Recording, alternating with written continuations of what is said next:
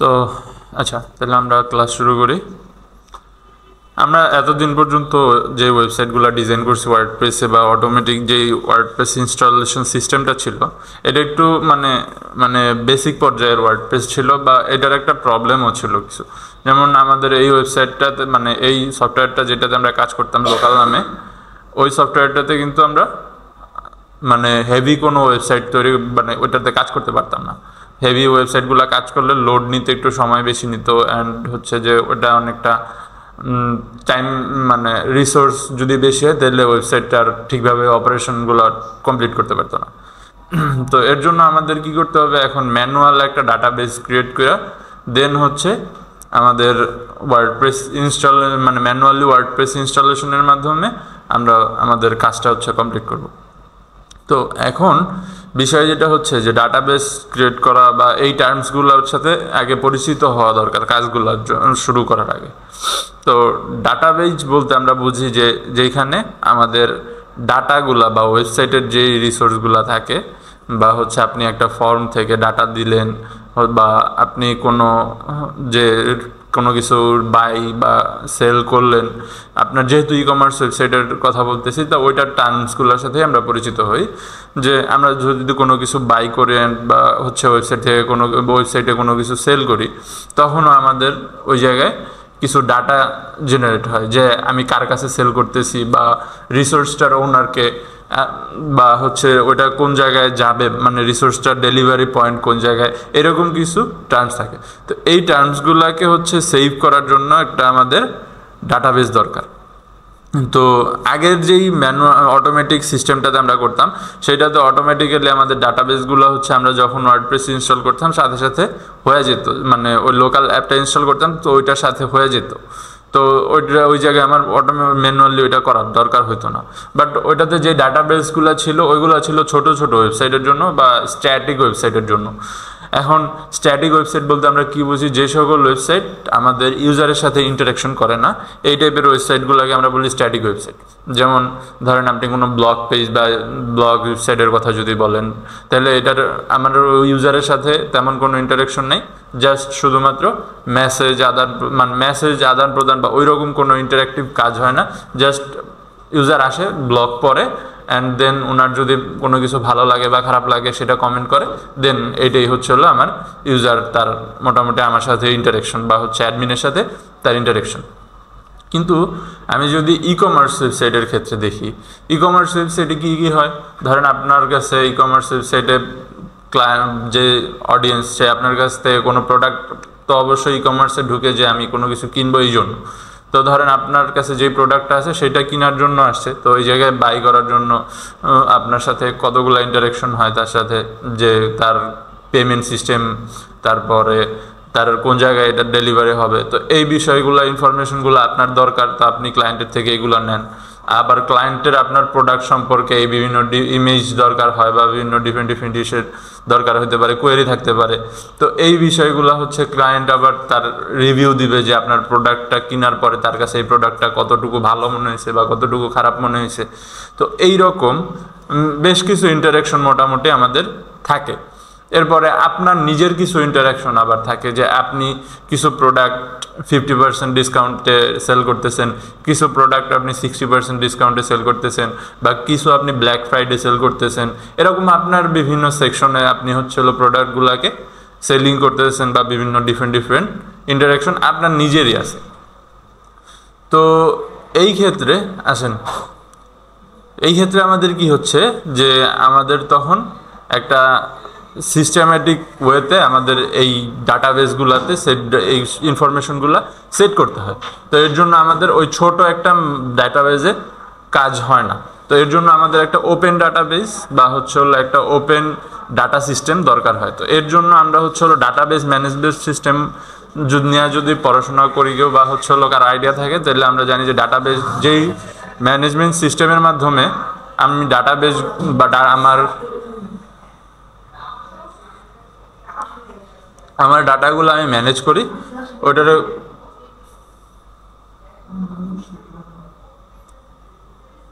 চলে যাবে, নাহলে ক্লাস শেষে বলি।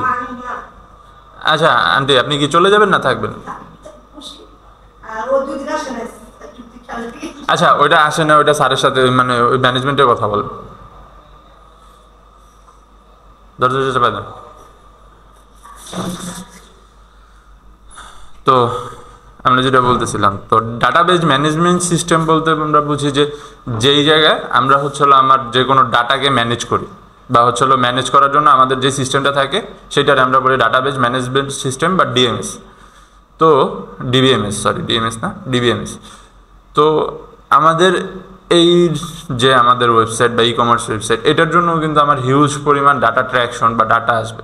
তো আমাদের এই জায়গায় ডাটাবেজ ম্যানেজমেন্ট সিস্টেম জানার দরকার নাই, কারণ আমার ওয়ার্ডপ্রেস আমার ডাটাগুলো হ্যান্ডেল করবে। বাট আমাদের যেই ওয়ার্ডপ্রেস যে ডাটাগুলো হ্যান্ডেল করবে, এটা হ্যান্ডেল করার জন্য তারে আমার কন্টেইনারটা দেওয়ার দরকার।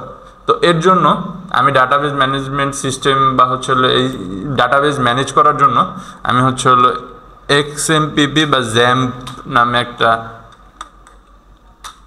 অ্যাপ্লিকেশন আছে, এইটা ইউজ করব। এটা ইউজ করে আমরা ডাটাবেস ক্রিয়েট করব। তো এক্সএমপিপি ডাউনলোড,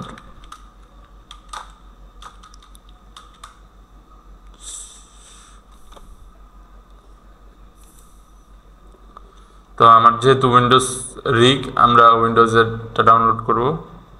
পিএইচপি 8.0 এক্সএমপিপি ব্রাউজার, তো 8.0.3 8.2 আমরা একেবারে আপডেটটাই ডাউনলোড করি। ওকে,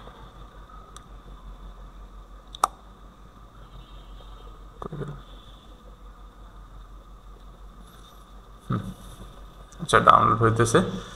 আর যেহেতু আমরা ম্যানুয়ালি ওয়ার্ডপ্রেসও ইনস্টল করতে হবে, তো আমাদের ওয়ার্ডপ্রেসটাও আমরা ডাউনলোড করে নিই, ওয়ার্ডপ্রেস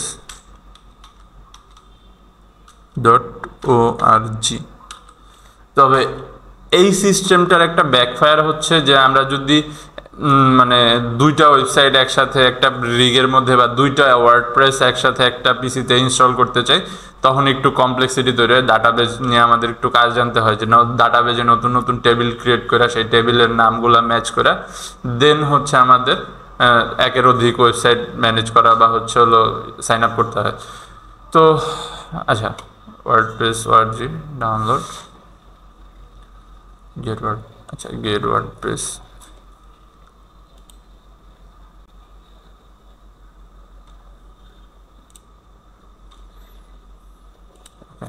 তো ওয়ার্ডপ্রেস ডাউনলোড হইতেছে, আমরা ততক্ষণে জ্যাম্পটা ইনস্টল করে ফেলি। তো জ্যাম্প,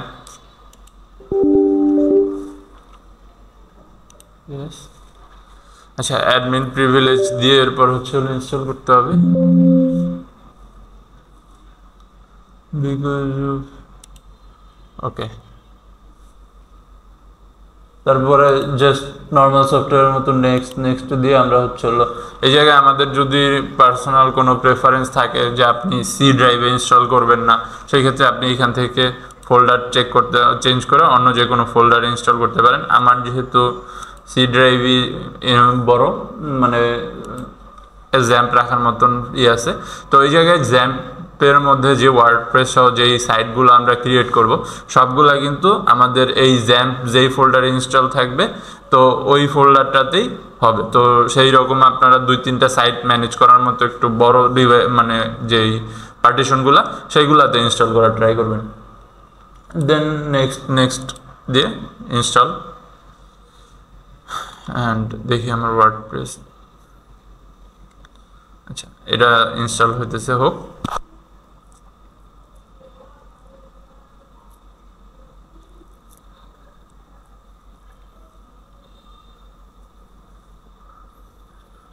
আপনার এক্সাম শেষ? আচ্ছা নেক্সট কালকে কি আসতে পারবেন কি?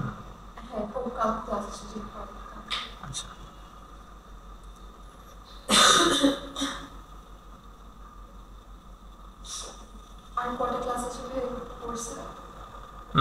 আর কয়টা ক্লাস বলতে আপনাদের 3টা প্রজেক্ট করাবো, মানে এইটা একটা মানে ই কমার্স একটা, আর একটা কমপ্লিট পোর্টফোলিও, আর আরেকটা ব্লগ ওয়েবসাইট। এই 3টা প্রজেক্ট করাবো। তো যে কয়টা ক্লাস লাগে।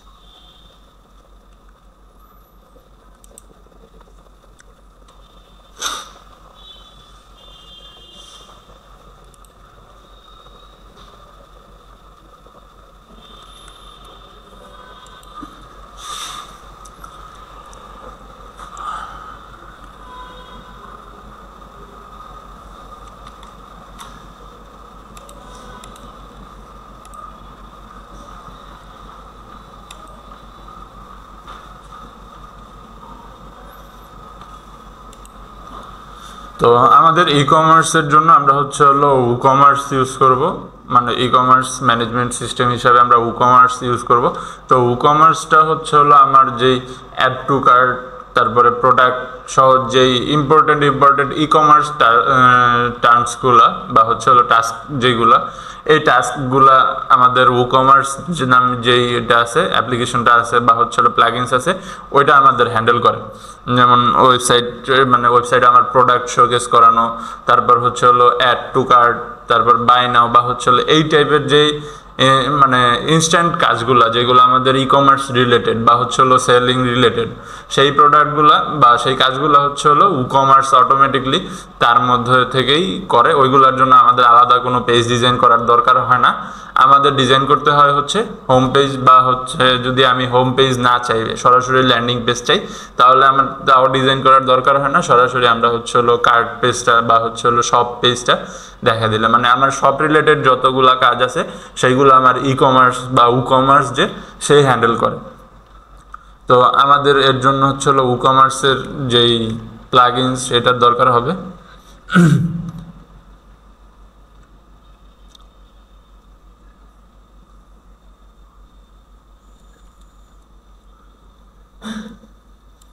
হ্যালো,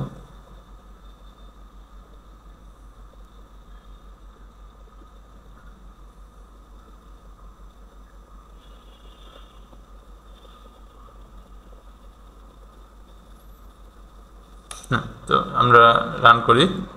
তো আমি যদি এক্সএমপিপি রান করি তখন আমার এরকম একটা ইন্টারফেস আসবে।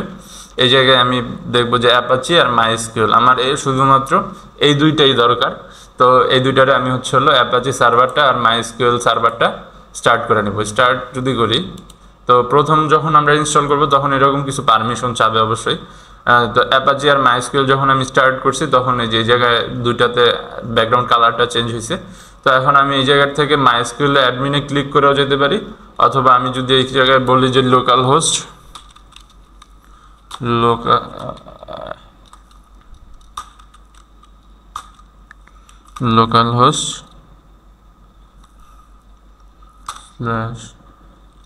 php/myadmin,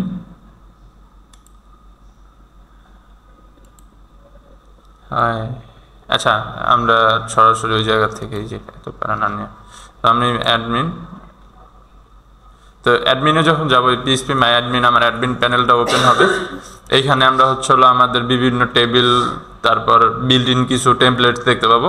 তো এইগুলো নিয়ে আমার কোনো প্যারা নেওয়ার দরকার নেই। আমার এই জায়গায় আমি নিউ ক্লিক করে নতুন একটা ডাটাবেস ক্রিয়েট করব। তো ডাটাবেস ক্রিয়েট করার জন্য আমি বলবো যে হচ্ছে আমার ডাটাবেসের নামটা আমরা যেটা সেট করব ওয়ার্ডপ্রেস। তো এই যে নামটা আপনি এই জায়গায় লিখবেন টেবিলের বা হচ্ছে হলো ডাটাবেসের, এই নামটা আপনার মনে রাখতে হবে যে আপনি এটা কি নামে ক্রিয়েট করছেন। তো আমি এটা ওয়ার্ডপ্রেস 1 নামে ক্রিয়েট করি, যদি আমার আরেকটা ফাইলের দরকার হয় তখন যাতে আমি আরেকটা ওয়ার্ডপ্রেস 2 নামে টেবিল ক্রিয়েট করতে পারি। তো আমি এটা ওয়ার্ডপ্রেস 1 নাম দিলাম অ্যান্ড দেন ক্রিয়েট দিলাম। তো এই জায়গায় আমার ওয়ার্ডপ্রেস 1 ক্রিয়েট হয়ে গেছে। তো এরপরে আমার এই জায়গার মোটামুটি কাজ শেষ। তো কাজ শেষ হওয়ার পরে এখন আমার ওয়ার্ডপ্রেস ইনস্টলেশনের তো আমি হচ্ছে এই জায়গায় আমার ওয়ার্ডপ্রেসটার জিপ ফাইল আছে, আমি এই জিপ ফাইলটারে এক্সট্র্যাক্ট করব। এক্সট্র্যাক্ট ওয়ার্ডপ্রেস, তো আমি যদি এই জায়গায় যাই, এই জায়গার থেকে ওয়ার্ডপ্রেসের ফাইলটা পাইছি। তো আমার আর কোনো কিছুর দরকার নেই, এই জায়গার থেকে এটার আমরা কপি করব। কপি করার পরে আমাদের মনে আছে যে আমরা এক্সএমপিপি ইনস্টল করছিলাম বা জ্যাম্পি ইনস্টল করছিলাম সি ড্রাইভে। তো সি ড্রাইভে যাওয়ার পরে এই যে এই জায়গায় জ্যাম্প ফোল্ডারটা আছে, ডাবল ক্লিক করার পরে এই জায়গা থেকে htdoc নামে একটা ফোল্ডার আছে, এটা খুঁজবো আমরা। htdoc,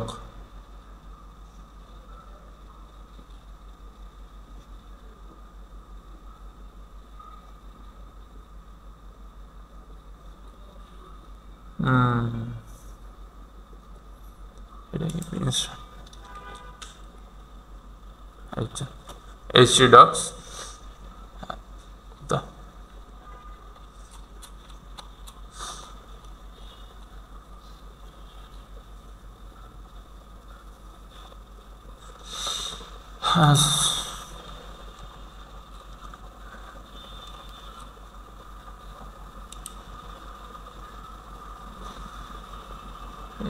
htdoc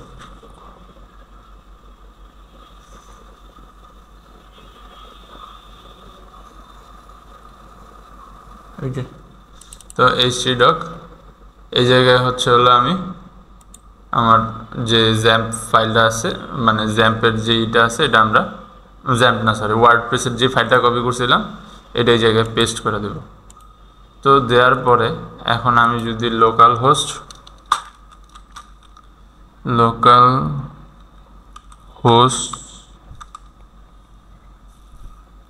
স্ল্যাশ আচ্ছা সরি আরেকটু কাজ বাকি আছে এই জায়গায় ফোল্ডারের মধ্যে, আর এটার নামটাও চেঞ্জ করে দিব। যেহেতু আমার টেবিলের নাম ছিল ওয়ার্ডপ্রেস অন, আমি এটা ওয়ার্ডপ্রেস অন করে দিব। দেন এই জায়গা থেকে লোকাল হোস্ট স্ল্যাশ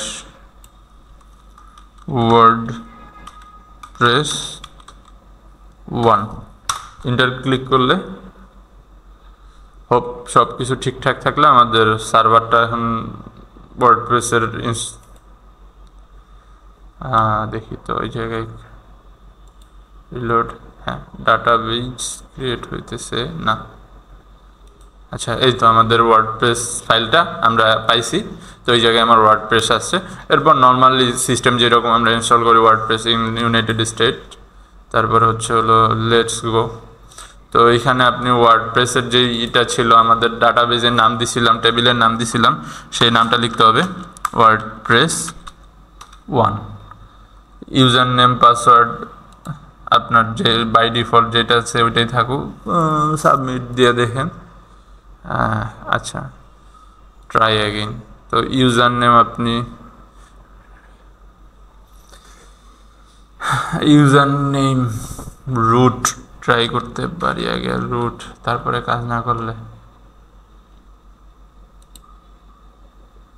হ্যাঁ তো রুট দেওয়ার পরে ওকে। তো আমার আর কোনো ইনফরমেশনের এইখানে দরকার নেই, জাস্ট পাসওয়ার্ডও আমরা সেট করব না, কারণ আমাদের ওয়ার্ডপ্রেসের এত হাই সিকিউরিটির আপাতত দরকার নেই লোকাল হোস্টে। অ্যান্ড ডাটাবেজ এগুলো হচ্ছে হলো ডিফল্ট যেরকম আছে এরকমই থাকবে, জাস্ট ওয়ার্ডপ্রেসটা ডাটাবেজ নেম আর ইউজার নেমটা আমাদের দেখতে হবে। তো ইউজার নেমটা অনেক সময় অনেকের ডিফারেন্ট থাকে বা হচ্ছে ওটা হচ্ছে এই অনুসারে আসে, পিসির অনেক সময় অনুসারে আসে এই জায়গায়, সেটা আমাদের দেখতে হইলে একটা ফোল্ডার আছে xmpp php myadmin,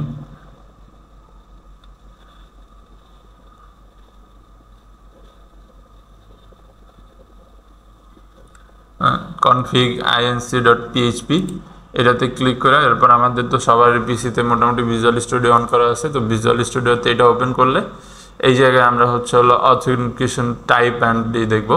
তো এই জায়গায় দেখবো যে আমার ইউজার নেম দেওয়া আছে রুট আর পাসওয়ার্ড ব্ল্যাঙ্ক আছে। তো এই জায়গায় যদি রুট দিয়ে কাজ না করে বাই ডিফল্ট সবার, তখন আমরা এটা চেক করব যে আমাদের এই জায়গায় ইউজার নেম কী সেট করা আছে, দেন আমরা সেটা অনুসারে হচ্ছে হলো সেল লিখে ওই জায়গায় এন্টার দিলেই আমাদের এটা কাজ করবে।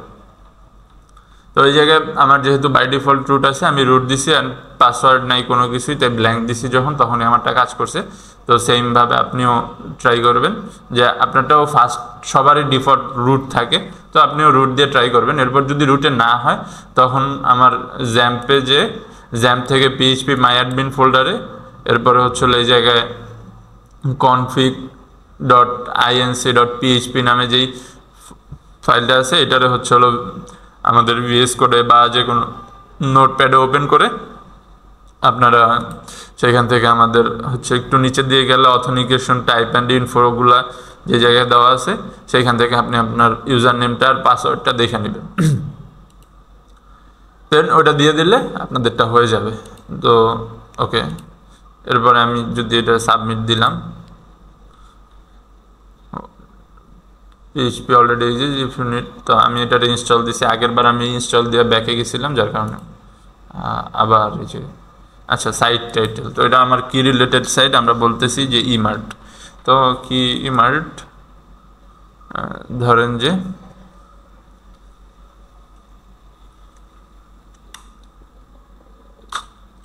আচ্ছা লাইফ স্কিল মার্ট লিখি, লাইফ স্কিলস মার্ট।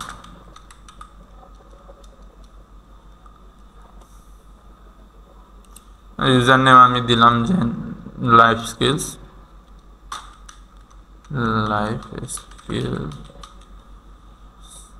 দেন পাসওয়ার্ড যেটা আছে এটাও রাখতে পারেন বা আপনি আপনারটাও দিতে পারেন 2002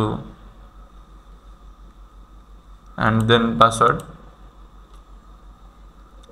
মেইল আপনার যে কোনো একটা মেইল দিয়ে দিতে পারেন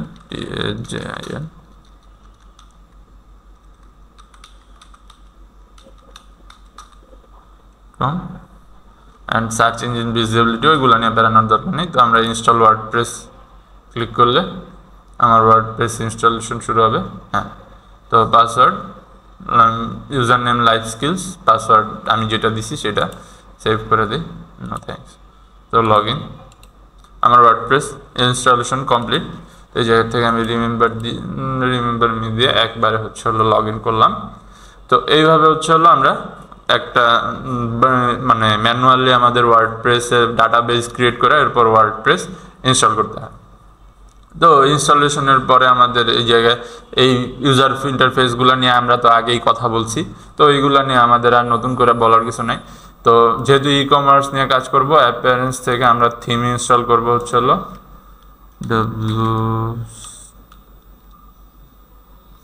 উস্টিফাই। এটা হচ্ছে হলো ই কমার্সের জন্য ফ্রি একটা বেস্ট মানে থিম। তো এটারে আমরা ইনস্টল করি অ্যান্ড আমাদের হচ্ছে যে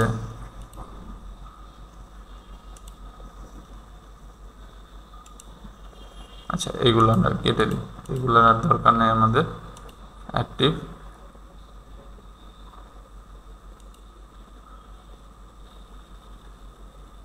আচ্ছা থিম অ্যাক্টিভ হয়েছে। দেন আমরা প্লাগইনস থেকে প্রথমে আচ্ছা উস্টিফাই অপশন থেকে আমরা দেখি আগে কি, আচ্ছা এইগুলো আমরা পরে সেট করব, ম্যানুয়ালিও সেট করতে পারি পরে। আচ্ছা আমরা এখন এই জায়গায় কিছু ডিফল্ট আছে এইটারে ডিঅ্যাক্টিভেট, সরি হ্যাঁ ডিলিট। ওকে, তো এইটা আমার অ্যান্টি স্প্যাম প্রোটেকশন থাকলো। তো আমি এই জায়গা থেকে প্লাগইনস ইনস্টল করতে হবে। তো প্লাগইনস হিসাবে প্রথমে আমরা WooCommerce ইনস্টল করব, WooCommerce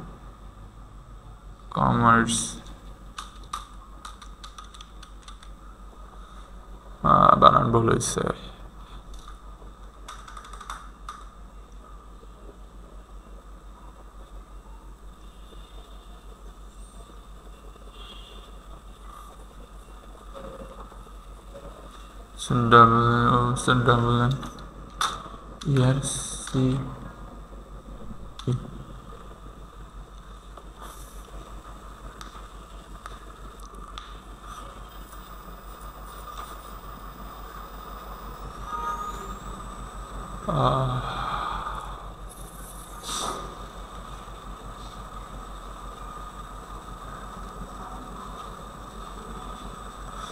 এই তো WooCommerce তো ইনস্টল।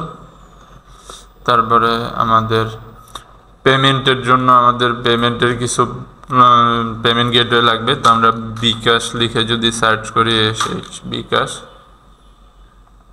তো পেমেন্ট গেটওয়েগুলা হচ্ছে যেগুলা বেস্ট পেমেন্ট গেটওয়ে বা হচ্ছে হলো কোনো প্যারা ছাড়া কাজ করে এই টাইপের পেমেন্ট গেটওয়ের জন্য এগুলো আমাদের টাকা দিতে হয়। যেমন বাংলাদেশে হচ্ছে হলো বাংলাদেশে ওটার নাম মনে নাই, স্ট্রাইপ আছে যেটা অনেক সাপোর্ট করে। এরপরে আরেকটা আছে বাংলাদেশে, ওটা অনেক জনপ্রিয় পেমেন্ট গেটওয়ে।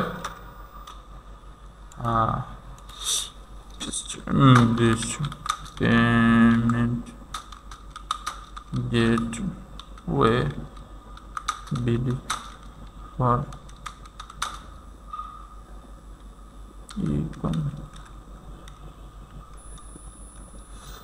নামটা মনে পড়তেছে না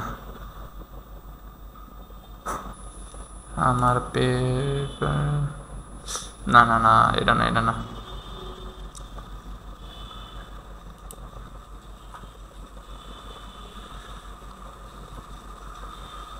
SSL কমার্স বাংলাদেশের সবচেয়ে জনপ্রিয় হচ্ছে SSL কমার্স।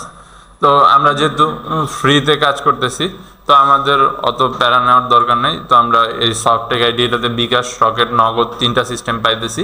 তো আমরা এইটা ইনস্টল করি অ্যান্ড ওকে ইনস্টল হয়েছে, অ্যাক্টিভেট। এই যে এটা ফ্রিগুলাতে এরকম ইরর আসে, অনেক সময় পেমেন্ট করলে পেমেন্ট কই যায়, কার কাছে যায় সেটাও খুঁজে পাওয়া যায় না। তো যখন এই টাইপের পেমেন্ট গেটওয়ে নিয়ে কাজ করতে হবে, তখন হচ্ছে হলো আমাদের পেইড পেমেন্ট গেটওয়েগুলো নিয়ে কাজ করা উচিত। মানে ওইগুলাতে তারা অনলাইনে থেকে আপনারা সার্ভিস দিবে অ্যান্ড পেমেন্টের একটা সিকিউরিটি থাকে। বাট ফ্রি পেমেন্ট গেটওয়ে যেগুলো, এগুলো ভুলেও ইউজ করবেন না, কারণ পেমেন্ট যদি হারায় যায় এটার দায়ভার কেউ নিবে না, কারণ এটার কোনো অনলাইনে আপনি কেউ খুঁজে পাবেন না। জাস্ট আপনি প্লে স্টোর থেকে ইনস্টল করছেন, নিজ দায়িত্বে করছেন, আর যদি কোনো প্রবলেম হয় তাহলে ওটা আপনার নিজ দায়িত্বেই দেখতে হবে। আচ্ছা, তাহলে আমরা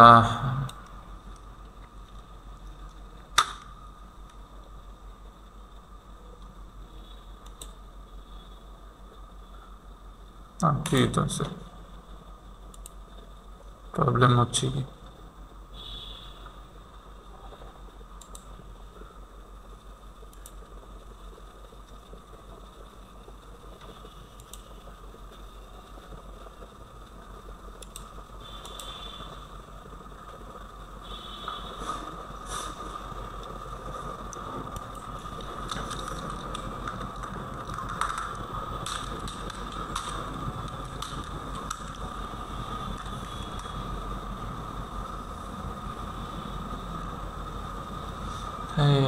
WC payment gateway not found in Stacker. I have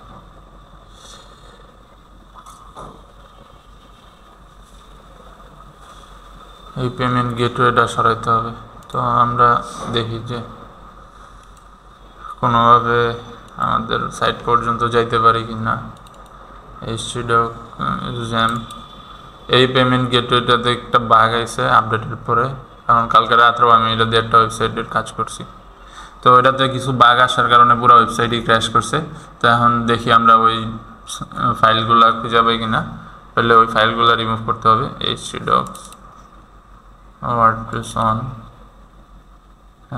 admin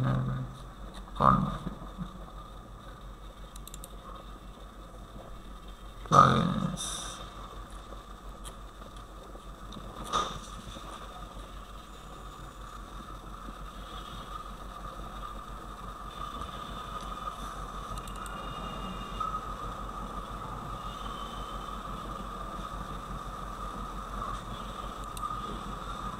কোন ফোল্ডারে HTTP WordPress on WP content plugin, WP content plugin.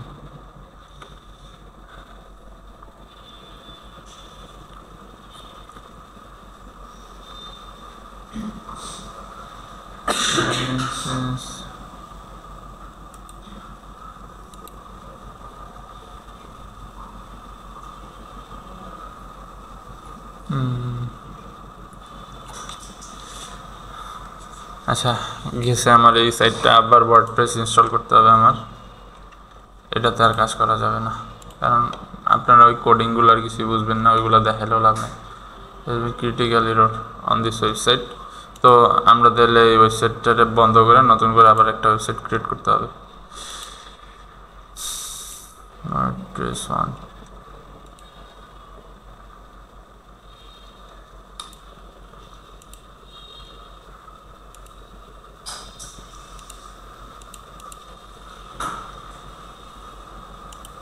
PHP myadmin।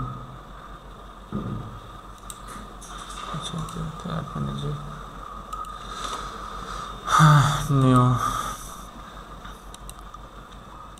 WordPress 2,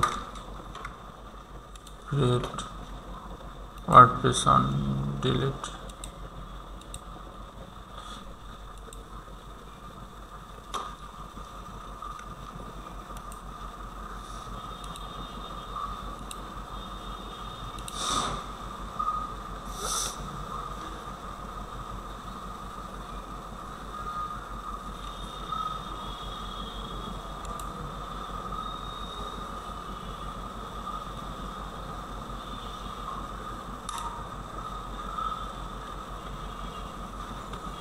ওকে, তো ওটা ডিস্ট্রয় হয়ে গেছে। তো আমরা ওয়ার্ডপ্রেস 2 দিয়ে আরেকটা ওয়েবসাইট ক্রিয়েট করতেছি, htdocs। তো এই জায়গায় আমরা পেস্ট করি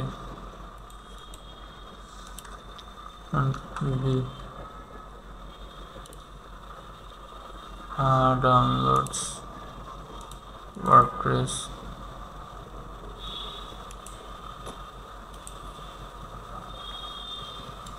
structure,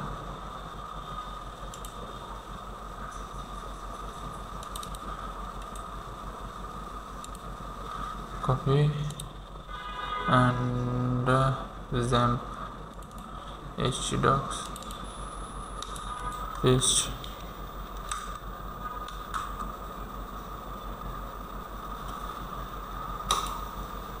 and ডিলিট করে নামটা চেঞ্জ করে আমরা ডাটাবেজের নাম দিব টু, অ্যান্ড এই জায়গা থেকে পিএইচপিতে আমরা local host PHP management local host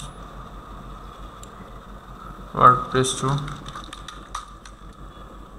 WordPress 2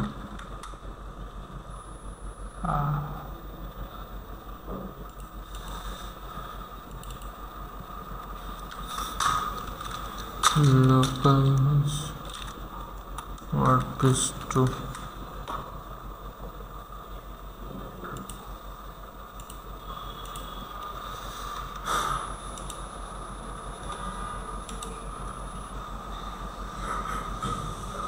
তো ইংলিশ কন্টিনিউ। তো আগের মতোই লেটস গো, এটা হচ্ছে ডাটাবেজ WordPress 2 লাইফ স্কিলের জায়গায় root password blank local host submit run the installation, then এই জায়গায় life skill mart life skills password 2002 confirm weak password and mail আগের মতোই সব, just install WordPress, log in,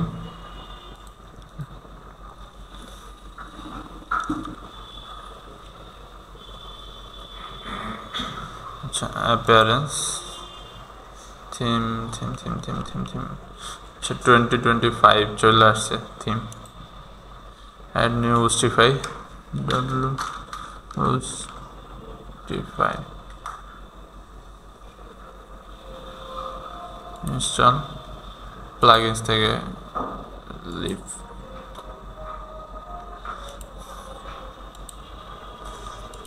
ওকে। তো আমরা হচ্ছে হলো WooCommerce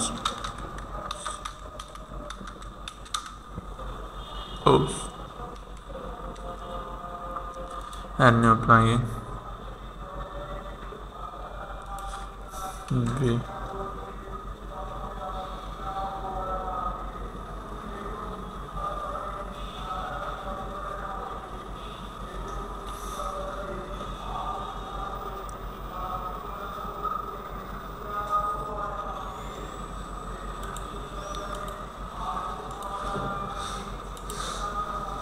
তো আমরা আরেকটা প্লাগইন এই জায়গায় ইনস্টল করি, সেটা হচ্ছে আমাদের এটার নাম যেন কি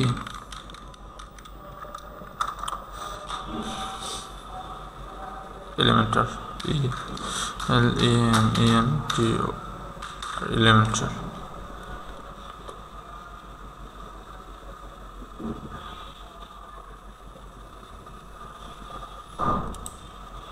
WooCommerce install Elementor install appearance থেকে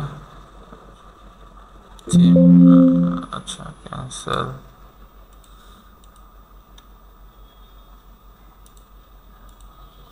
থিমস এটা আমরা অ্যাক্টিভ করে নেই। তো এখন আমি যদি পেজ সেকশনে যাই অ্যান্ড এই জায়গায় আমরা দেখতেছি যে আমাদের পেজ আছে শুধুমাত্র দুইটা। এখন WooCommerce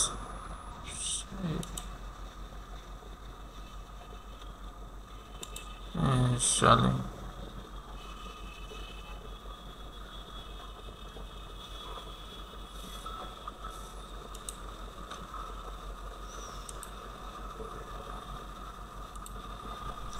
আচ্ছা এলিমেন্টরটা অ্যাক্টিভ করে ফেলাই। আপনি তো এই বেসিক ক্লাসগুলো পাইছিলেন না?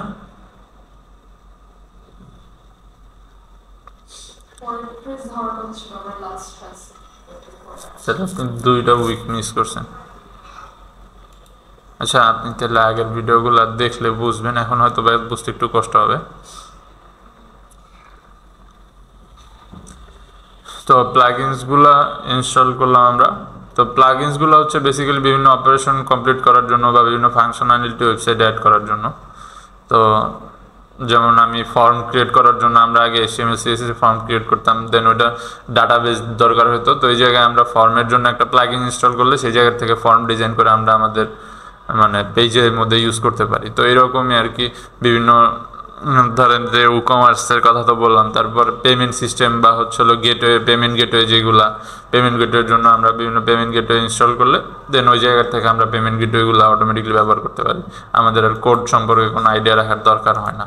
এলিমেন্টর দেওয়া হচ্ছে, আর এলিমেন্টর হচ্ছে হলো আমাদের পেজ বিল্ডার, যে এটা দিয়ে আমরা কাজ করি কি যে বিভিন্ন ড্র্যাগ অ্যান্ড ড্রপ করা বা ইমেজ অ্যাড করা, বা আমাদের এইটা দিয়ে হচ্ছে হলো টোটাল একটা ওয়েবসাইট বিল্ড করা যায়।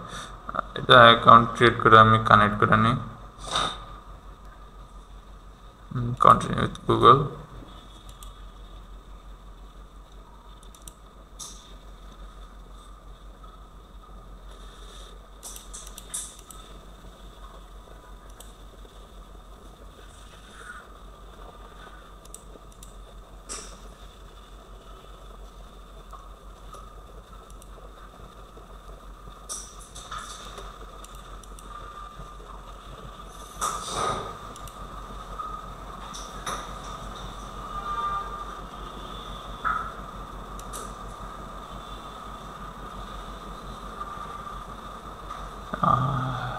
কমার্স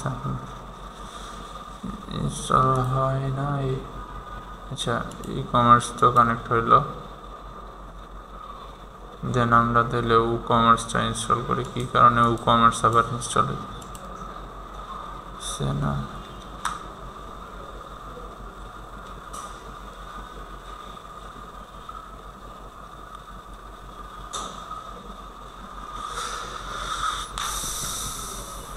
আর থিম, যেটা থিমের কাজ হচ্ছে যে আমার একটা ওয়েবসাইটের পুরা বেসিক টেমপ্লেটস একটা তৈরি করা, যেটার মধ্যে মেনু বার, হেডার থাকবে, ফুটার থাকে,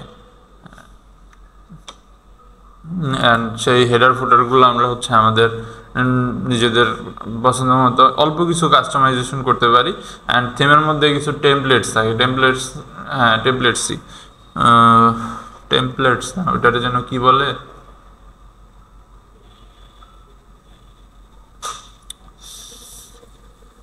আচ্ছা টেমপ্লেটসের মতোই আর কি, ওইগুলা টোটাল ওয়েবসাইটের কমার্স বারবার ইনস্টলেশন ফেল বলতেছে এখানে।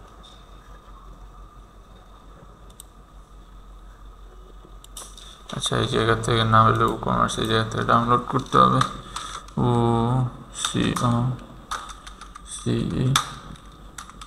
Plugins download.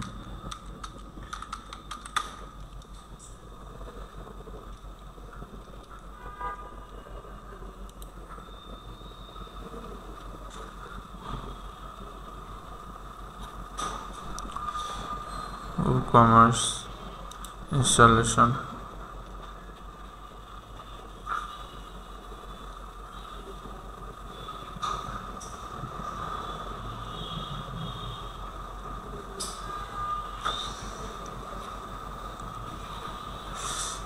ডাউনলোড।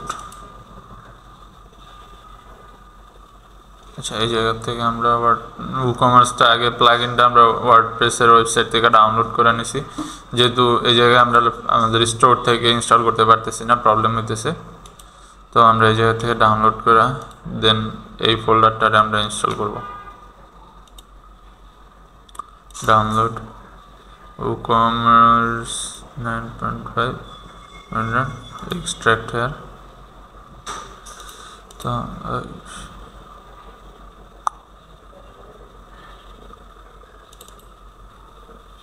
তো আমরা এই জিপ ফাইলটারে ইনস্টল করব, এটার মধ্যে আর কোনো ফাইল নেই। তো আমরা আমাদের প্লাগইনস সেকশনে যাই, add new plugins, upload plugins, choose file, তো আমাদের জিপ ফাইল সিলেক্ট করতে হবে। তো এক্সট্রাক্ট করে আমরা চেক করলাম যে এর মধ্যে কোনো ফাইল আছে কিনা। আমরা এটারে যেহেতু আমাদের এটা WooCommerce file, open WooCommerce 9.4.2 install. তো ফাইল যখন পাইছে আমরা জাস্ট ইনস্টল করলে এরপর এই জায়গা থেকে প্যাকেজগুলো ইনস্টল হয়ে যাবে। একটু সময় লাগতে পারে। তো যদি আমাদের কোনো স্টোরের প্লাগইনস যদি কোনোভাবে কাজ না করে, অনেক সময় ডাউনলোড করতে নেট স্লো থাকলে বা কোনো প্রবলেম হলে ডাউনলোড হতে চায় না, তো আমরা এই জায়গার থেকে আগে wordpress.org থেকে এরকম ডাউনলোড করে দেন আমরা সেটা ম্যানুয়ালি আপলোড করতে পারি। তো আমি এটাতে প্রবলেম হতেছিল, আমরা এই জায়গা থেকে ডাউনলোড করছি, ডাউনলোড করে জিপ ফাইলটা এই জায়গায় আপলোড করে দিছি। তো এই জায়গা থেকে এটা অ্যাক্টিভ হবে। একটু বড় প্লাগইনস যেহেতু একটু সময় লাগবে।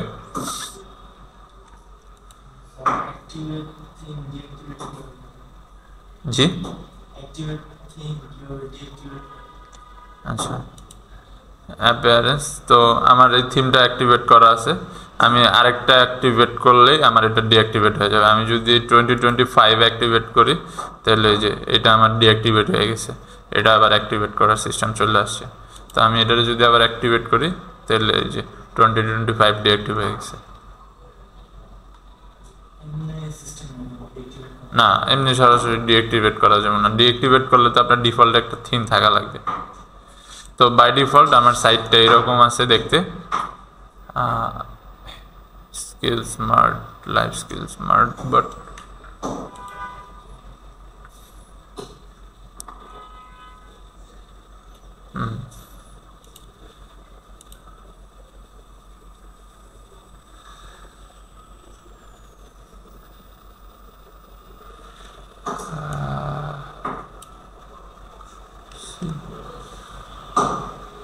এই জায়গায় প্রবলেমটা হচ্ছে যে আমাদের ফোল্ডারে এই ফাইলটা আগের বার ইনস্টল করছিলাম সেটা মনে হয় রয়ে গেছে।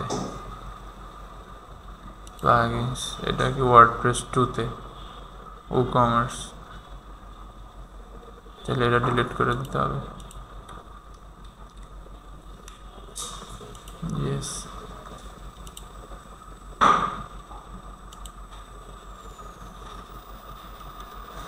আচ্ছা আবার দিতে হবে চুজ ফাইল।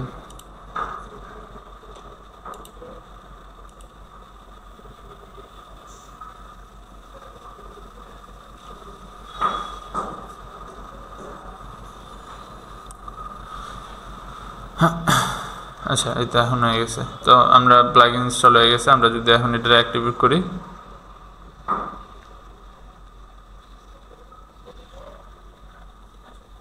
তো এই জায়গায় আমার WooCommerce-এর যে মেনু সেকশনগুলো, তো এর জন্য প্রথমে হচ্ছিল আমার WooCommerce-টা সেট আপ করতে হবে। তো সেট আপ মাই স্টোর, তো set up my already selling, বা এটা হচ্ছিল আমাদের প্রেফারেন্স যেটা থাকে, জাস্ট স্টার্টিং মাই বিজনেস, বা হচ্ছিল I am setting for my client.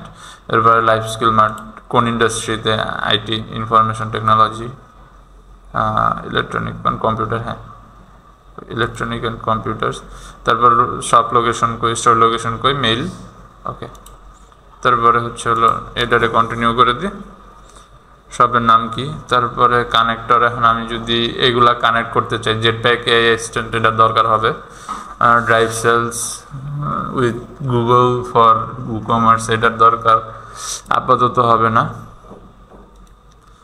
তো আমার এই মেল পয়েন্ট এগুলার দরকার হবে না, এগুলার দরকার হলে পরে আমি বিভিন্ন প্লাগইনস দিয়ে কাজ করতে পারবো। তো জাস্ট আমার যেটা দরকার, এই প্যাকটা দরকার ছিল আমার ইমেজ ইনহ্যান্স ওয়েবসাইট অপটিমাইজেশনের জন্য। তো ওইটা রেখে আমি বাকিগুলো আনসিলেক্ট করে এরপর হচ্ছে হলো WooCommerce রান করলাম। দেন আমি যদি এই জায়গায় যে প্লাগইনস, প্লাগইনস, এখন এই যে এই জায়গায় আমার কিন্তু অনেকগুলো অপশন চলে আসছে, যে প্রোডাক্টস, WooCommerce। তো পেজে যদি পেজ সেকশনে যদি আমি যাই, তো এখন আমার অনেকগুলা পেজও চলে আসছে, cart page, check out page, my account, তারপর রিফান্ড অ্যান্ড প্রাইভেসি পলিসি, তারপর হচ্ছে হলো শপ। তো আমি যদি কোনো প্রোডাক্ট আপলোড করি সেটা আমার শপে যাবে। তো আগে হচ্ছে হলো আমার WooCommerce-টা সেট আপ করতে হবে। তো এই জায়গা থেকে home, customising store, start customising, ভুলা দিলাম নাকি? আচ্ছা, customise your theme, to customiser.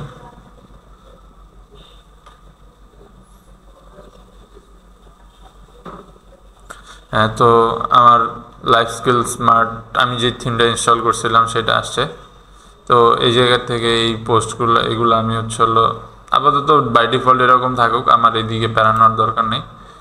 পরে ভাই আবার তো সেটিংস থেকে আমরা হলো প্রথমে স্টোর অ্যাড্রেস সেট করব। আমার store address Dhaka,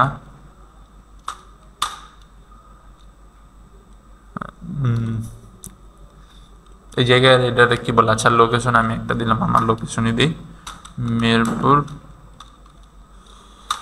1 Dhaka, Dhaka city, postal code আমার দিয়ে 1216। দেন সেলিং লোকেশন, সেল টু, আপনি যদি ওভারসিজ বা বাইরের কান্ট্রিতেও সেল করেন বা বাইরের কান্ট্রিতে প্রোডাক্ট ডেলিভারি দেন, সেই ক্ষেত্রে আপনি এটা সেল টু অল কান্ট্রিজ দিবেন, অথবা সেল টু স্পেসিফিক কান্ট্রি, যেটা আপনি শুধুমাত্র স্পেসিফিক কোনো কান্ট্রিতে যদি সেল করেন, সেই ক্ষেত্রে বাংলাদেশ যেহেতু আপনার স্পেসিফিক কান্ট্রি, বিএনজি বাংলাদেশ। তারপর শিপিং লোকেশন, অবশ্যই যেহেতু আপনি শুধুমাত্র বাংলাদেশে সেল করেন তাহলে বাংলাদেশ হবে, স্পেসিফিক কান্ট্রিজ অনলি বাংলাদেশ। এখন আপনি যদি পুরো বাংলাদেশে না চান, তাহলে বাংলাদেশে সেল মানে ডিস্ট্রিবিউশন না করেন, তাহলে সেইভাবেও সিলেক্ট করতে পারেন যে ঢাকাতে শুধুমাত্র আপনি ডেলিভারি দেন, তাহলে ঢাকা, ঢাকা নাই তো, আচ্ছা এটা কান্ট্রি যেহেতু ঢাকা পাওয়া যাবে না। ওকে, তো ডিফল্ট কাস্টমার লোকেশন আপনার সব বা কান্ট্রি বা রেজিয়ন অনুসারে হবে। দেন ট্যাক্স সম্পর্কে, আপনি যদি ট্যাক্স আপনার যে ট্যাক্সগুলো ওইগুলো সেল অনুসারে কোনো ট্যাক্স থাকে সেইগুলো আপনি সেট করতে পারেন, যদি না থাকে তাহলে দরকার নেই। তারপর আপনি কুপনস ইউজ করবেন, যদি ইউজ করেন, আপনার ক্লায়েন্ট যদি ইউজ করে সেই ক্ষেত্রে আপনি ক্লায়েন্ট কুপনের কথা বলবেন, আর যদি না করে তাহলে তো নাই, তাহলে এটা আনচেক করে দেবেন। এরপরে কারেন্সি, বাংলাদেশি টাকায় দেখাবে না কোন দেশি টাকায় দেখাবে সেটা, কারেন্সি পজিশন কোন পাশে দেখাবে সেটা আমি এটা লেফট সাইড করে দেই। তারপর সেপারেটর অ্যান্ড এইগুলা নর্মাল যে 1000 সেপারেটর, ডেসিমাল সেপারেটর মানে কমা দিবে না ডট দিবে সেটা, যে 1000-এর বেশি হলে ওইগুলা। তো আমি যেগুলা সেটিংস চেঞ্জ করছি সেভ করব, আরও তাও 1 ঘন্টা লাগবে।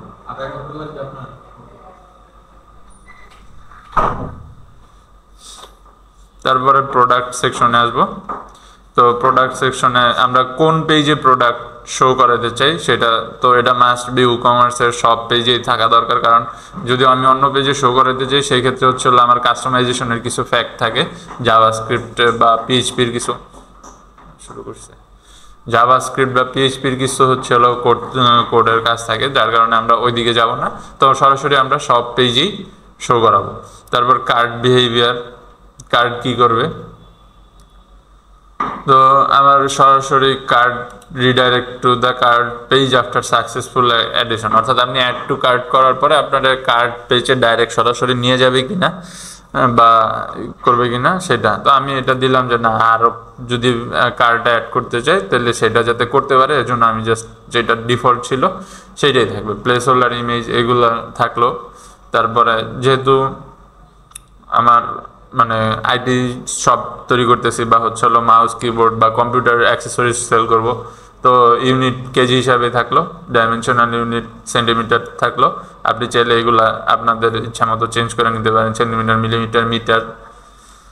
তো রিভিউ, প্রোডাক্ট রিভিউ দিতে পারবে কিনা সেটা, প্রোডাক্ট রিভিউ ইনেবল করা, ভেরিফাইড ইউনার মানে যে সেল করতে মানে অ্যাড যে করছে প্রোডাক্ট সে ভেরিফাইড ওনার কিনা সেইগুলো আপনি এই জায়গা থেকে সেট করতে পারবেন, প্রোডাক্টের রেটিংস সহ সব কিছু। তো আমি যে সেটিংসগুলো চেঞ্জ করছি সেভ করলাম। এরপরে শিপিং আসি।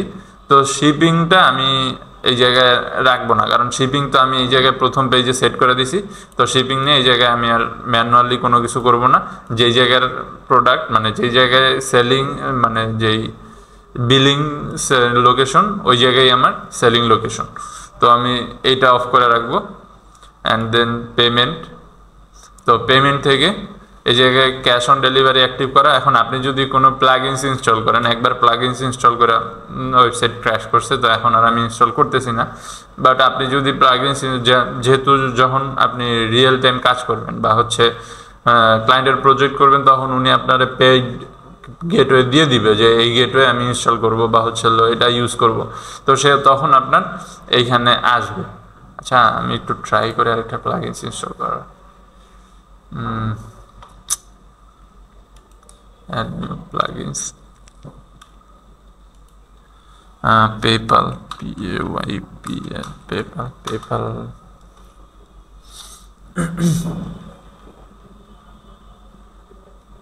বা অনলি বিকাশ এর একটা আছে, ওটা ইনস্টল করি। বিকাশ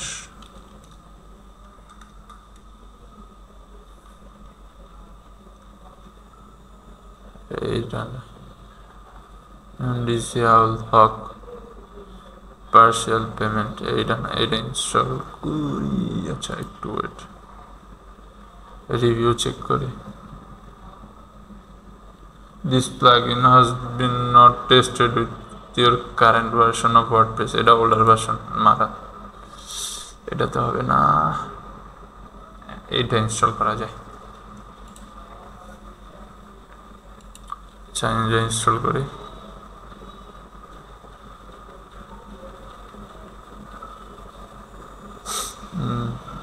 না গেলে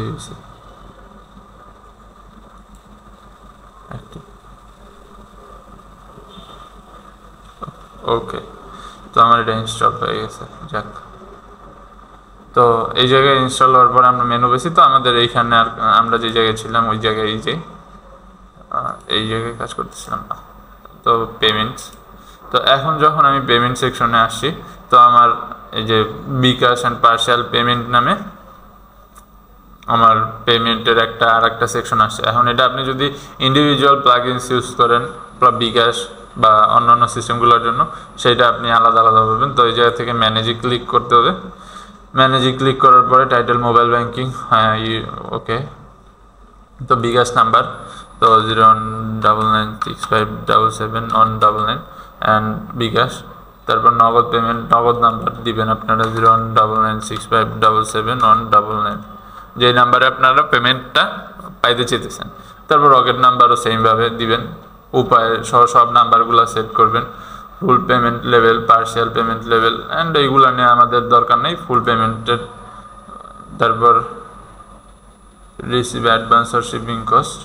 পার্সিয়াল পেমেন্ট মানে হচ্ছে হলো যে আপনার আগে ডেলিভারি চার্জ নিয়ে তারপরে যে পেমেন্ট করে হাফ পেমেন্ট নিয়ে, তো সেটা হচ্ছে হলো পার্সিয়াল পেমেন্ট। তো আমরা এত কমপ্লেক্সিটির দিকে যাব না বা এত কমপ্লেক্সিটির ক্লায়েন্ট ইউজ করে না। তো pair number, transaction ID, level এটা এটার মতো থাকবে এইভাবে, ঠিক আছে। তো আমার যে দুইটা আমি হচ্ছে হলো নগদ দিছি আর আমরা বিকা যে দুইটা দিই নেই সেই দুইটা আনচেক করে দিছি, আর এখন এই দুইটা কাজ করবে না। তো আমি সেভ চেঞ্জ দিব। তো আমার প্লাগইনটা রেডি। তারপর অ্যাকাউন্ট প্রাইভেসি, পেমেন্ট সেকশনেরও কাজও শেষ। আচ্ছা পেমেন্ট সেকশনে মেবি আরেকটু কাজ বাকি আছে। তো ম্যানেজ হচ্ছে হলো ক্যাশ অন ডেলিভারিতে আমরা, আচ্ছা ক্যাশ অন ডেলিভারিতে এডিটের কোনো দরকার নেই, যা বাই ডিফল্ট আছে ওইভাবেই থাকলো। তো ব্যাংক ট্রান্সফার আপনি যদি চান ইনেবল করতে পারেন, সেক্ষেত্রে আপনার হচ্ছে হলো ব্যাংকের সাথে কথা বলে আগে তারপরে তাদের সিস্টেমগুলো ইনেবল করতে হবে। তো অত ওদিকে আমরা গেলাম না। তো অ্যাকাউন্ট প্রাইভেসি, তারপর চেক আউট, তারপর লগ ইন, আপনি চেক আউট বা সেল যারা করবে তাদের লগ ইন চান কি না সেই বিষয়গুলো। তো এখন এই জায়গায় ই কমার্স হচ্ছে হলো আমাদের দুইটা সিস্টেমে কাজ করে। একটা হচ্ছে হলো যারা অনলাইনে বা হচ্ছে হলো ফেসবুকে বা বিভিন্ন social media direct based seller, আর অনেকে আছে হচ্ছে হলো যারা দারাজ, ইভ্যালি এরকম মানে ওয়েবসাইট বেসড সেলার। তো যারা ওয়েবসাইট বেসড সেলার তাদের ক্ষেত্রে আপনি মানে এই লগ ইন লগ আউট বা এই সেকশনগুলোর কাজ থাকে, বা এই সেকশনগুলো হচ্ছে হলো ফোকাস থাকে যে আমার যারা সেল করতেছে। বাট যারা হচ্ছে হলো শুধুমাত্র সেলিংয়ের জন্য বা পিক্সেল সেটআপের জন্য ওয়েবসাইট ক্রিয়েট করে, তারা চায় যত সিম্পল একটা ওয়েবসাইট হতে পারে, যত সিম্পল আমার বায়ার মানে যে আমার কাস্টমার সে শুধুমাত্র দেখবে অ্যাডের মধ্যে, দেখা লিঙ্কে ক্লিক করে ঢুকবে, ঢুকে অর্ডার নাও বাটন একটা থাকবে, সেটার মধ্যে ক্লিক করবে। মানে আমি একটা ওয়েবসাইট দেখাই আপনাদের, আনিশা মার্ট, জানি না ওয়েবসাইটটা এখনো রান আছে কিনা, আনিশা মার্ট নাই, এটা না, আচ্ছা marcelo.com, জানি না এখনো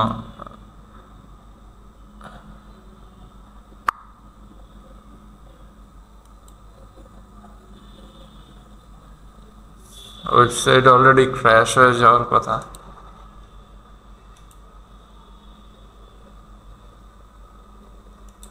কারণ বিজনেসটা অনেকদিন ধরে বন্ধ। আমি 2টা ই কমার্স প্রজেক্টে কাজ করছিলাম, না এটা না। তো ওদের মাত্র দরকার ছিল হচ্ছে যাতে ওরা মানে ফেসবুক, ওরা ছিল অনলাইন বেস্ট সেলার বা ফেসবুক বা হচ্ছে হলো এই মানে ইনস্টাগ্রাম বেস্ট সেলার। তো একজনের ছিল বিভিন্ন হচ্ছে হলো ড্রেস আপ আইটেম, আর আরেকজনের ছিল হচ্ছে হলো ওই আচার, তারপরে বিভিন্ন অর্গানিক আইটেম যেগুলো এইগুলো। তো ওনারা ফেসবুকে আর ইনস্টাগ্রামে হচ্ছে হলো মেনলি সেল করতো, আর ওনাদের একটা সে ওয়েবসাইটের দরকার ছিল যাতে ওনারা হচ্ছে প্রোডাক্টগুলো ওই জায়গায় জাস্ট শোকেস করে এরপরে পিক্সেল সেটআপের মাধ্যমে সরাসরি হচ্ছে হলো যখন তারা বুস্ট করতেছে বা হচ্ছে হলো প্রমোট করতেছে, প্রমোশনের কাজ করতেছে, তখন যাতে সেলিংয়ের। তো তাদের তো আর ওয়েবসাইটের ক্ষেত্রে তেমন বেশি কোনো ফোকাস ছিল না, তাদের জাস্ট দরকার ছিল যে আমার ক্লায়েন্ট বা আমার কাস্টমার যারা, তারা আমি অ্যাড দিলে যাতে লিঙ্কে ক্লিক করে ঢুকতে পারে, ঢুকে জাস্ট অর্ডার দিবে, মানে অর্ডার নাও বা বাই নাও একটা বাটন অ্যাড করা থাকে বা কাস্টমারলি আমরা অ্যাড করে দিই, দেন ওইটাতে হচ্ছিল তারা যেই কাজগুলা করার যে ঢোকার পরে জাস্ট বাই নাওতে ক্লিক করে এরপরে সরাসরি যাতে কিনতে পারে, মানে তাদের জন্য যেই কমপ্লেক্সিটি এটা কমায় দিছে তারা। তো এইরকম যে ওয়েবসাইটগুলো সেইগুলোর ক্ষেত্রে হচ্ছে এই সেটিংসগুলো আমরা সব বন্ধ রাখলেই তাদের জন্য ইজি হয়। বাট যারা হচ্ছে হলো ডাইরেক্ট ওয়েবসাইট বেস্ট সেলার, যেমন ধরেন স্টার্টেক আছে বা হচ্ছে আইটি সফটওয়্যার কোম্পানি, মানে কি বলে এটা মাল্টিপ্লানে বা আইডিবিতে যারা কাজ করে, তারা দোকান বেস বা হচ্ছে হলো ফিজিক্যাল সেলার, হলো অনলাইনে তারা ওয়েবসাইট বেস্ট সেলার। তো তাদের ওয়েবসাইটগুলোতে সেলিংয়ের অপশনগুলো বা কাজগুলো অনেক বেশি হয়। যেমন পিসি বিল্ডের সময় দেখা যায় যে অনেক পিসি বিল্ডার প্লাগইন বা ইউজ করি আমরা, যে এটার সাথে কোনটা কম্পিটিটেবল ওইগুলো আসে, এরপরে ওইগুলার প্রাইস রেঞ্জ কেমন সেইগুলার ডিপেন্ড করে অনেক কিছু অনেক রকম আসে। তো ওইগুলা যদি আমি একবার একটা পিসি সেট আপ করার পরে বা একটা সেট আপ সাজানোর পরে যদি আমার প্রোফাইল না থাকে, তাহলে তো এটা আমার অ্যাকাউন্ট আমার সেভ করার কোনো অপশন থাকে না। তো তাদের এরকম এই প্রোফাইল বেসড অ্যাকাউন্টগুলো বা হচ্ছে ওয়েবসাইটগুলোর দরকার হয়। তো তাদের জন্য আপনারা এগুলো লগ ইন ইনেবল করে দিবেন।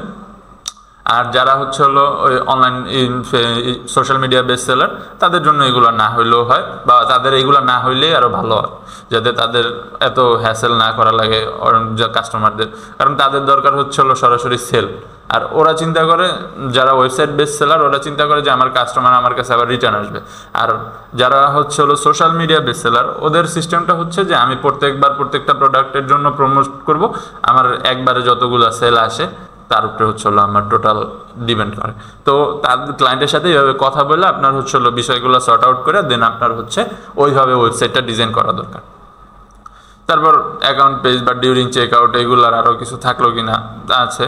তো account insure request, personal data form order on request, মানে পার্সোনাল যে ক্রেডিট কার্ড বা হচ্ছে হলো বিকাশ নাম্বার বা পিন এইসব যদি থাকে এগুলো রিমুভ করে দেওয়া, দেন এইগুলো অ্যাক্টিভ করে দিবেন, কারণ এগুলো প্রাইভেসি পলিসির মধ্যে পড়ে।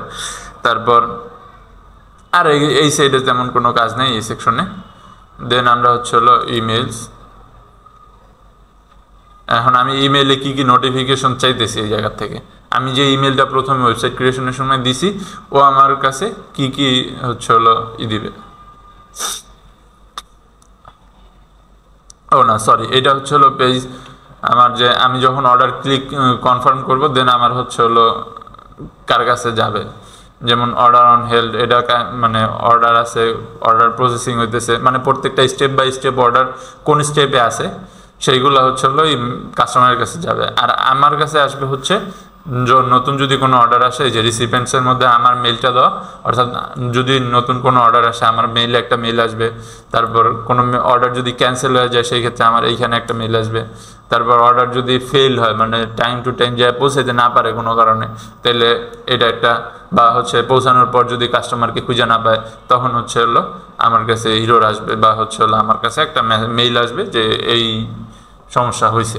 আর কাস্টমার কীভাবে নিউ অ্যাকাউন্ট রিসেট, তারপর কাস্টমার যদি কোনো নোট পাঠায় সেটা, তারপর order details and then refund order, বা যদি রিফান্ড চায় অর্ডারের কোনো কিছু, তারপর অর্ডার কমপ্লিট হইলে তারপর প্রসেসিং, মানে ওই যে আমাদের যায় না কি বলো কি ওটিপি যায় না, যে যে রিসিভার থাকে মানে কি বলে ডেলিভারি ম্যান থাকে, উনি এসে আমার জিজ্ঞেস করে যে আপনার ডেলিভারি মানে অর্ডার নাম্বার কত বা হচ্ছে হলো ওটিপি কত, সেটা আমাদের এই জায়গা থেকে আমরা মেল করব, অটোমেটিকলি জেনারেট হবে। এইগুলো সব কমার্স নিজে ম্যানেজ করবে, আমার জাস্ট হচ্ছে কাস্টমারের মেলটা পেজ থেকে নিয়ে ওনার মানে এই জায়গায়, তাও অটোমেটিকলি হবে। কাস্টমার যখন হচ্ছে হলো চেক আউট করবে তখনই অটোমেটিকলি উনি দিবে, আমার এই জায়গায় কোনো কাজ নেই। তারপর ওকে এই জায়গায় দেখলাম তো ওকে ফাইন, আমার এরপর ইন্টিগ্রেশন, এটা নিয়ে আর কোনো কাজ নেই। সাইট ভিজিবিলিটি, এখন আমি সাইটটা লঞ্চ করতে চাইতেছি, কামিং সুন না, এটারে হচ্ছে হলো লাইভ। এই যে দেখেন আমার এটা কামিং সুন, মানে আমার ওয়েবসাইট মানে এই ওয়েবসাইটটা এখনও লঞ্চ হয় নাই, বা এটা আমরা কোনো পাইতেছি না। তো এটারে আমি হচ্ছে হলো লাইভ করে দেওয়ার পরে সেভ চেঞ্জ, এই যে এখন আমার অ্যাকাউন্টটা লাইভ হয়েছে। এরপরে অ্যাডভান্সে যায়, এরপরে আর আমার এই পেজে তেমন কোনো কাজ নাই। Payment, order pay, order received, orders, তো হ্যাঁ এই পেজেও আমার আর কোনো কাজ নেই, আমার সেটা ফিনিশ। তো আমি এটারে হচ্ছে হলো ডান। এখন আমরা যদি প্রোডাক্ট সেকশনে আসি, তো এই জায়গায় হচ্ছে হলো আমি যেই প্রোডাক্টগুলো শোকেস করাইতে চাইতেছি সেইগুলো আসবে। তো ধরেন আমি যেহেতু বলতেছি আমারটা ইলেকট্রনিক্স, তো আমি প্রথমেই একটা গেমিং কিবোর্ড বা মেকানিক্যাল কিবোর্ড,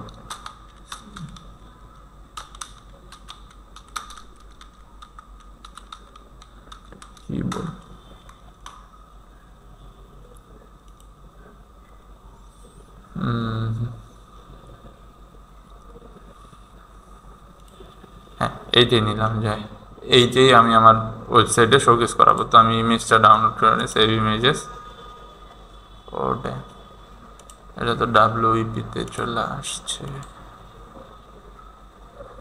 সেভ ইমেজ WEP-তে তো হবে না। আচ্ছা তাহলে আমরা কাজ করি, ইমেজ সেকশন থেকে নিয়ে এই জায়গা থেকে নিলে হয়তো আমরা সব ফরম্যাট পাবো না ঠিকভাবে।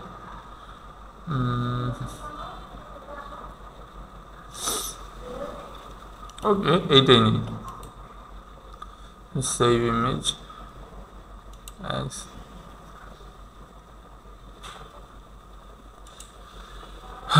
এক্সটেনশন,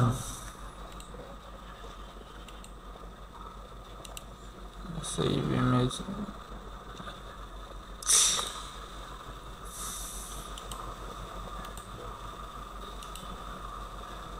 আচ্ছা এই তো জেপিজি পাইছি, তো হ্যাঁ দিলাম এই জায়গায় সেভ।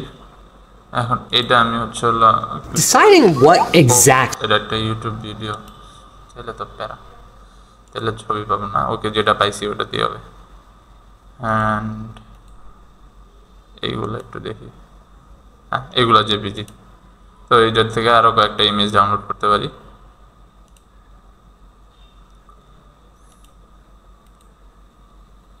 সেভ ইমেজ, হ্যাঁ জেপিজি।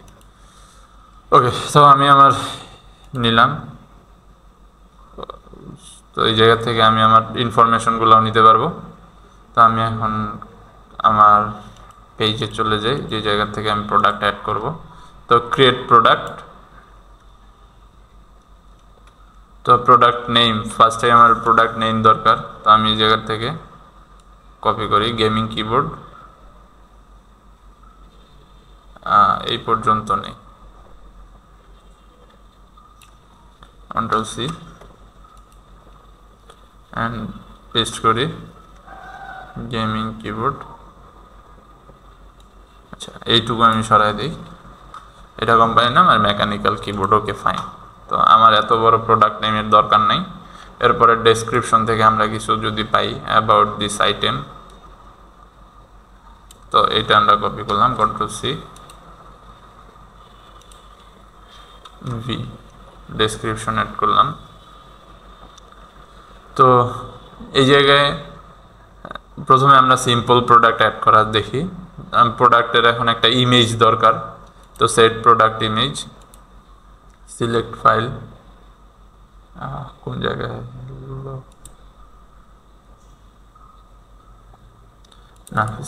হ্যাঁ, তো আমি প্রোডাক্ট ইমেজ হিসাবে এইটারই রাখলাম, open set product image. And আরও কিছু প্রোডাক্ট অ্যাড করার জন্য আমার এই জায়গা থেকে গ্যালারিতে ইমেজ অ্যাড করতে হবে। তো আমি আপলোড মিডিয়া, এই জায়গা থেকে বাকি যে দুইটা ছবি নিয়েছিলাম এই দুইটা ছবি আমি অ্যাড করে নিলাম, দেন এই দুইটা আমি অ্যাড টু গ্যালারি। তো এটা হচ্ছে হলো আমার পুরো থিম বা থাম্বনেইল। আমি যদি এখন এটারে হচ্ছে হলো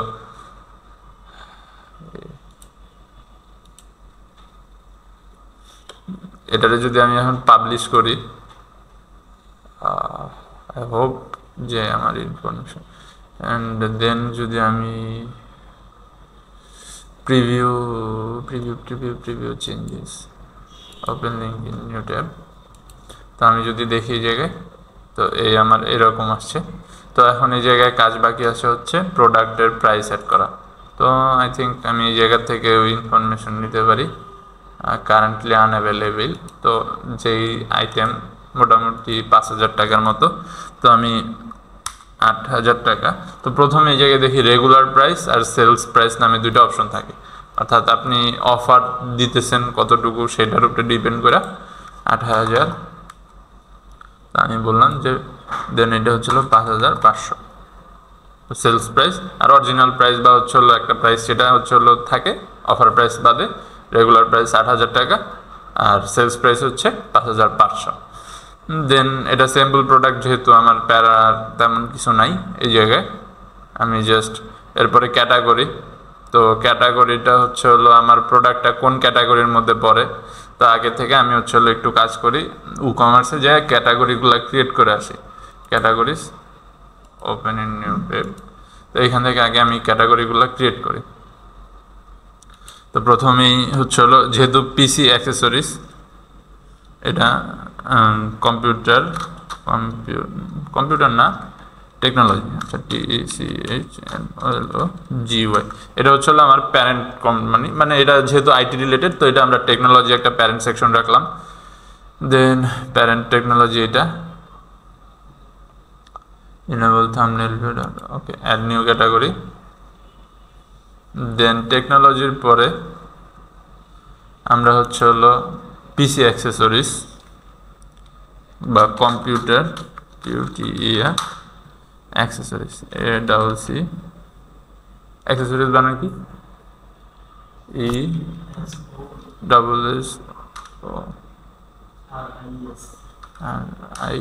ESSIES, আচ্ছা, পিসি computer accessories.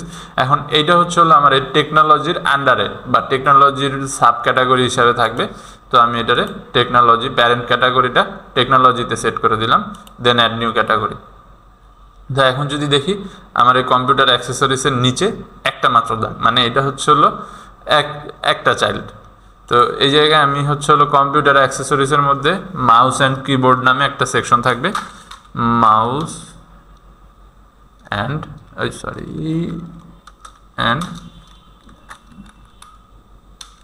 Keyboard, KEYBOARD, keyboard.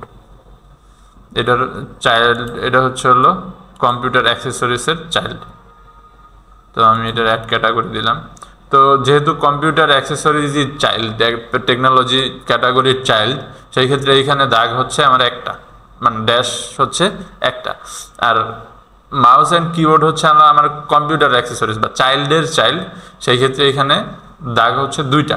তো এরকম আমার যদি মাউস অ্যান্ড কিবোর্ডের আন্ডারে আমি আরেকটা ক্রিয়েট করতেছি কিবোর্ড, KEYBORD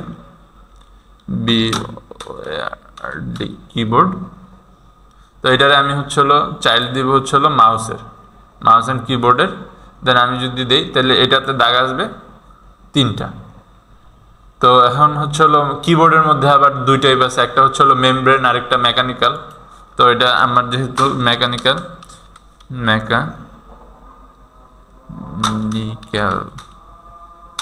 কিবোর্ড, বা আমি কিবোর্ড না দিলেও চলবে যেহেতু কিবোর্ড প্যারেন্ট ক্যাটাগরি।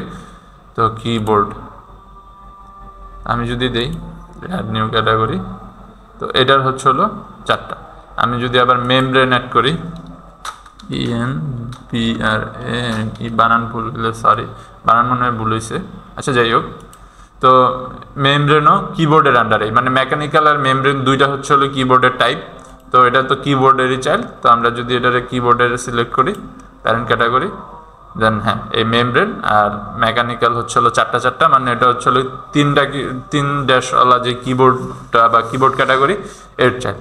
তো এখন আমি হচ্ছে হলো আমার প্রোডাক্ট সেকশনে যদি যাই, তাহলে এটা হচ্ছে হলো আমি একটু রিলোড, আচ্ছা এটার আমরা একটু আপডেট দিই, আপডেট দেওয়ার পরে হচ্ছে হলো রিলোড দিই, বা রিলোড না দিলেও চলবে, এখন চলে আসবে। তো এটা হচ্ছে ক্যাটাগরি, হ্যাঁ এটা computer accessories, mouse and keyboard mechanical, বা আমি এইগুলা না দিলেও চলবে, আমি জাস্ট যদি মেকানিক্যাল দিই সেটাও চলবে। মেকানিক্যাল দিলেও আমার এই অ্যাক্সেসরিজ, বাট এইগুলা দিলে সুবিধাটা হয় কি, যদি ধরেন আপনার কেউ কিবোর্ড আপনার ওয়েবসাইটে এসে কিবোর্ড অ্যাক্সেসরিজ লেখা যদি ট্যাপ করে, তাহলে আপনার এই কিবোর্ডটা আসবে, বা মাউস অ্যান্ড কিবোর্ড লেখা যদি সার্চ করে বা ট্যাপ করে তখন তখনও এইটা আসবে। তো ক্যাটাগরি ওয়াইজ আপনি হচ্ছে হলো বেশি ফ্যাসিলিটি পাইতেছেন। তো এই কারণে সবগুলো সিলেক্ট করে দিতে পারেন। এরপরে প্রোডাক্ট ট্যাগস, আপনি এটা কিবোর্ড BORD কিবোর্ড মেকানিক্যাল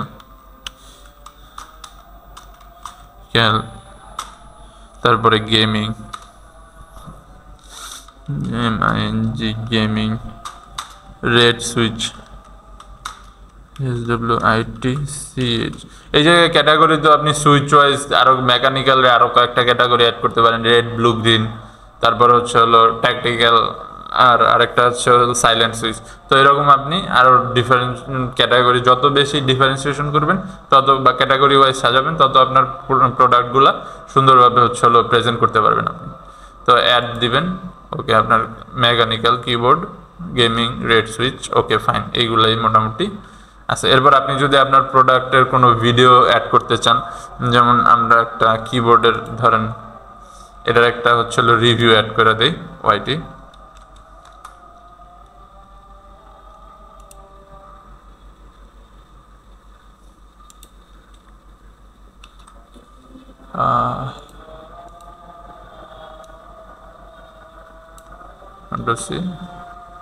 আমি হচ্ছে এটার একটা রিভিউ অ্যাড করে দিই। Toby, I have two. Sorry then এই জায়গা থেকে লিঙ্কটা নিই,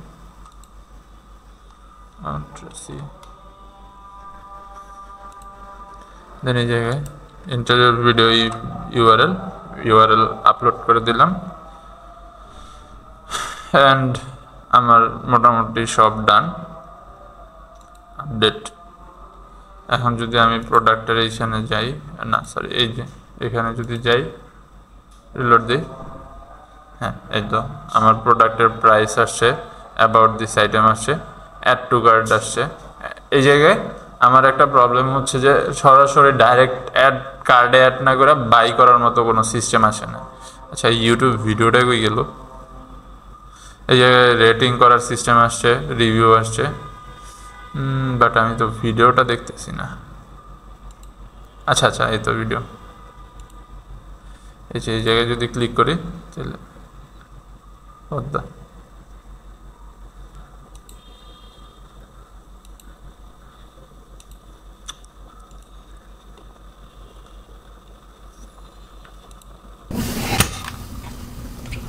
এটা কি কারণে video This is the best. to see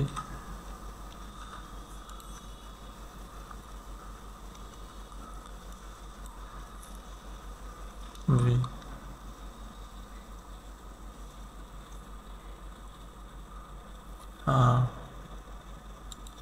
update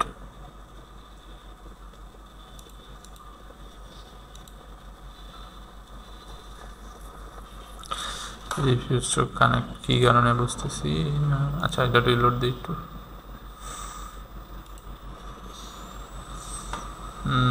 shorts maybe আসবেন না তাহলে একটু লং ভিডিও ট্রাই করি তো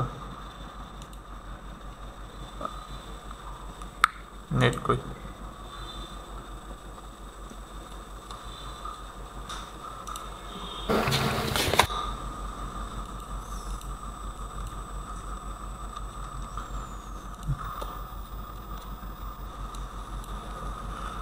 V update reload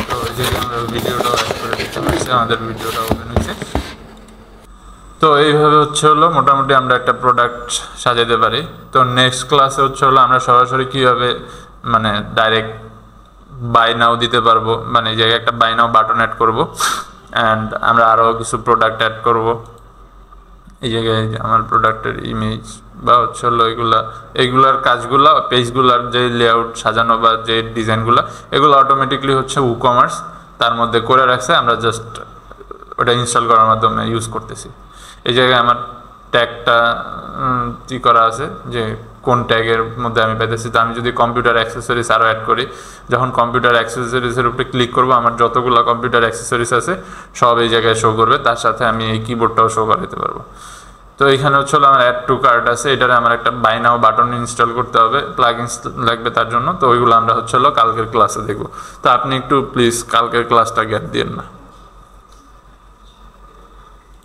আর সবাই তাহলে আচ্ছা আর কারো কোনো প্রশ্ন আছে আজকের যে ক্লাসটা করাইছি এটা